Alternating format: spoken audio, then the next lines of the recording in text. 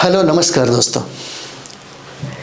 आज ऐसे में नीतीश कुमार 9वीं बार शपथ लिए हैं और मुझे उम्मीद है कि शायद बहुत ऐसे लोग होंगे, खास करके बिहार की जो जनता है ये नहीं जानती कि कारण क्या है। किसी को ये भी पता नहीं, अगर कारण पूछेंगे कि क्यों ऐसा हुआ, क्यों राजद का दामन छोड़ करके ये बीजेपी में ज्वाइन कर लिए। बहुत ऐसे लोग ये भी सोचते होंगे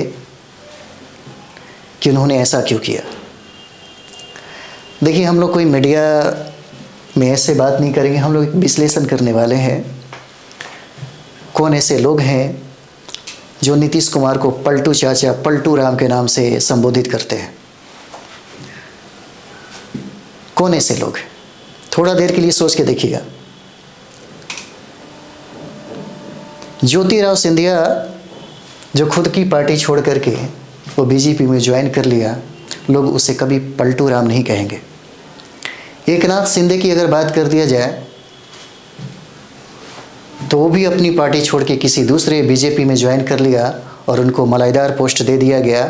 उनको भी लोग पलटू राम नहीं बोले। फडणवीस की बात करें तो लोग उनको पलटू राम नहीं बोलेंगे। खैर, सबसे बड़ी बात है, अगर हम लोग बिहार की बात करें तो आरजेडी का दामन छोड़ करके खुद बीजेपी में मलाईदार पोस्ट पाने के लिए सम्राट चौधरी, जो वर्तमान में अभी आज ही उप मुख्यमंत्री बने हैं, उनको कोई पलटू राम नहीं कहेगा। लेकिन नीतीश कुमार को ही लोग पलटू राम क्यों कहता है? भारतीय जनता पार्टी को लोग पलटू राम नहीं कहेगा, लेकिन नीतीश कुमार पे ही ये दामन क्यों लगाया जाता है? और ख़ास करके ये बातें बीजेपी की ही करती है। कभी नरेंद्र मोदी को पलटू राम नहीं कहा जाएगा, क्योंकि बार बार वो लोग पलटते हैं। सबसे ज़्यादा तो पलटा बीजेपी ही ने, सबसे ज़्यादा, लेकिन उसे कोई पलटू राम नहीं कहेगा। सोचने वाली बात है। बीजेपी की अगर देखा जाए तो सबसे ज़्यादा डर है बिहार में, क्योंकि बिहार में भारतीय जनता पार्टी का, चाहे भारत में कहीं भी देखिए, भारतीय जनता पार्टी का कोई जनाधार नहीं है। ये अगर बात करें, गांव में जा कर के देखें, उन लोगों से बात करके देखें, तब पता चलेगा कोई जनाधार नहीं है। बीजेपी को सबसे ज़्यादा डर है कि अगर हम नीतीश कुमार को अपने साथ में नहीं लेंगे तो हार जाएंगे। अगर कोई आदमी साम दाम दंड भेद सारी नीतियाँ अपनाती हैं अपने में मिलाने के लिए, जितने भी लोग मिले हैं, बहुत सारे लोगों का गठबंधन है। भारत में सबसे ज़्यादा गठबंधन बीजेपी की है, छोटे से लेकर बड़े पार्टियों के बीच में। बीजेपी को ये बात पता था कि अगर नीतीश कुमार को अगर हम साथ में लेकर नहीं चलेंगे तो फिर हमारे लिए मुश्किल हो जाएगा, क्योंकि इनके ऊपर ईडी का डर नहीं हो सकता। बाकी बहुत सारे लोगों के ऊपर ईडी का डर दिखा करके अपने साथ में मिलाया गया। क्या वजह है कि लालू प्रसाद यादव को ईडी का डर बार बार दिखाया जाता है, तेजस्वी प्रसाद यादव को बार बार तंग किया जाता है ईडी को दिखा करके? देखिए, राजनीति का खेल जो भी हो, बट भारत, खास करके बिहार के जनता को इस चीज़ के बारे में ज़्यादा सोचना होगा। एक ऐसे नेता का चुनाव करें जो उनके बच्चों का भविष्य बने, उनके लिए बेहतर, उनके देश के लिए बेहतर हो। भारतीय जनता पार्टी को ये बात का खबर था पहले से ही, क्योंकि अगर बात करें जिस इंडिया की बात है, इंडिया की अगुवाई और नेता की बात किया जाए, तो नीतीश कुमार ने ही ये बात कहा था कि उखाड़ के फेंक दो बीजेपी को। ये बात कहा था।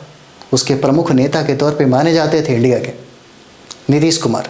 ये बात भी सबसे ज़्यादा अखड़ रही थी बीजेपी को, और बीजेपी ने इस इंडिया को घमंडिया भी कहा। क्या क्या नहीं कहा। बीजेपी ने नीतीश कुमार को मानसिक गुलामी, मानसिक बीमार, बहुत सारी बातें कह डाला, और उनको दूसरे तरीके से बिहार के जनता में भ्रमित किया जाता है। नीतीश कुमार कोई पलटू नहीं है, न उन्होंने पलटा। अगर पलटते तो अपना पोस्ट अब तक गंवा दिए होते। 9वीं बार वो बिहार का मुख्यमंत्री का शपथ नहीं लेते। सबसे ज़्यादा डर किसको है, इस चीज़ को समझना होगा। राजनीति में उठापटक जो हो रही है, बिहार की जनता इसको चेंज करेगी। ज़रा सोच के देखिएगा, जब राजद से तेजस्वी प्रसाद के बीच में दोनों और नीतीश कुमार के बीच में जब गठबंधन थी तो तेजस्वी प्रसाद यादव ने भर भर के बिहार के जनता को नौकरियां दिया, बहुत सारे विकास के काम किए, इतने सारे विकास के काम किए कि बीजेपी अगर 10 साल भी रहती तो शायद इस 1 साल के अंदर वो काम नहीं कर पाती जितना उन्होंने काम किया। और ये चीज़ सबसे अच्छी बात क्या है कि बिहार की जनता समझती है।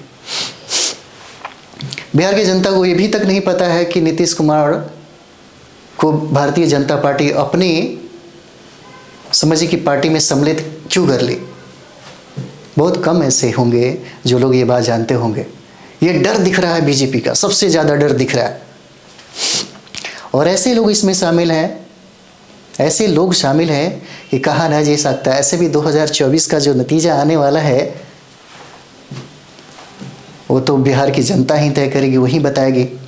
लेकिन ये सब चीज़ें जो दिखा ये एक विश्लेषण के तौर पे होता है, क्योंकि पलटू चाचा पलटू राम के नाम पे जो अफवाहें जो उड़ाई जाती है, खास करके ऐसे इंसान के बारे में जो विकास के लिए हमेशा जाना जाता है।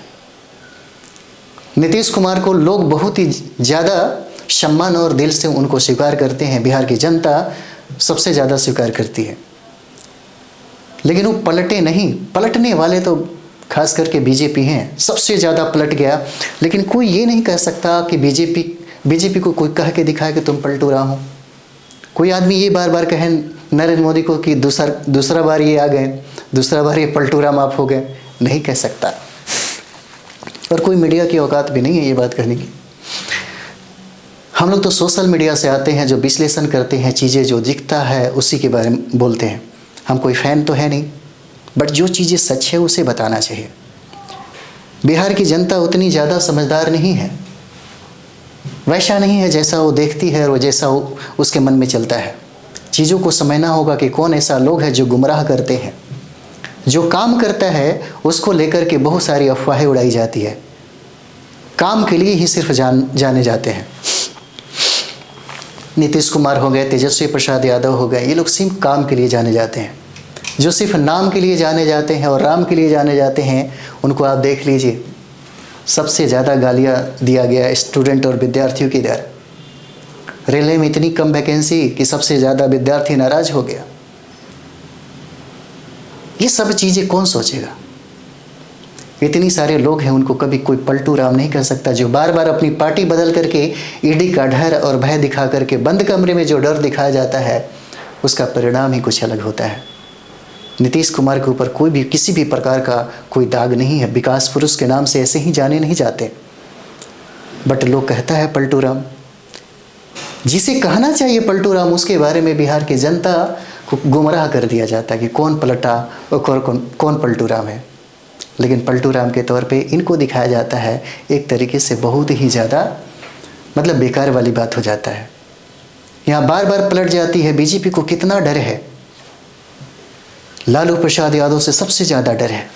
आज भी हम लोग गांव में देखते हैं तो जो बूढ़े पुराने जो लोग हैं, आज भी यही बात कहते हैं कि जो काम लालू प्रसाद यादव ने कर दिया, कोई भी समाज में जो जागरूकता पैदा कर दी, सोशल इंजीनियर के तौर पे लालू प्रसाद यादव को जाना जाता है। उस समय सोशल स्टेटस की बात करें, जो खास करके SC ST OBC के लोगों में ये बात नहीं था।